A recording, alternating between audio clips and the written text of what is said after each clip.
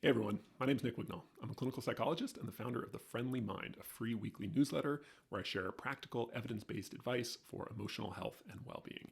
And today we have a reader question about EMDR.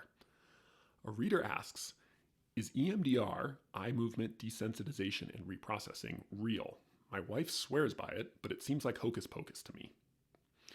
EMDR is a well-recognized treatment protocol for PTSD, which is post-traumatic stress disorder. So people who experience trauma and then continue to really struggle with the after effects of that trauma and get diagnosed with PTSD. There is this treatment called EMDR, and again, that stands for eye movement desensitization and reprocessing. So this reader asks whether it's real and calls it hocus pocus, which is maybe a little insensitive. But it's kind of understandable in the sense that it seems a little strange. And the basic idea with EMDR is that the patient, along with a therapist, goes back and recalls the traumatic event and how they were feeling. They kind of allow themselves to experience those in their imagination, and then they reprocess the event. And there's more kind of components to it, but the gist of it is you're imagining going back to the time when you experienced the event and thinking more about it. But while you're doing that in EMDR, you're also doing a series of what are called saccadic eye movements, which are basically you're moving your eyes back and forth, like your eyeballs sort of back and forth like that.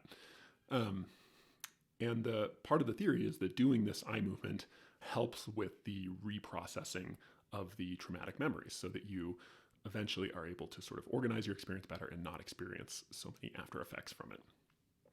Now, there are dozens of studies that show that EMDR is an effective treatment for PTSD. In fact, I think the first study was done in the late 80s, like 1989 or something. And they've been doing studies on it for a while. And in general, again, it has been shown to be a pretty effective treatment for PTSD, not dramatically better or worse than many of the other kind of standard psychological treatments for PTSD, but right up there with them. So that's the first thing to know. It is an evidence-based treatment for PTSD. What's interesting about it, though, is that when a number of people over the last couple decades have done what are called dismantling studies on EMDR. Now, a dismantling study is when you take any sort of relatively complex intervention.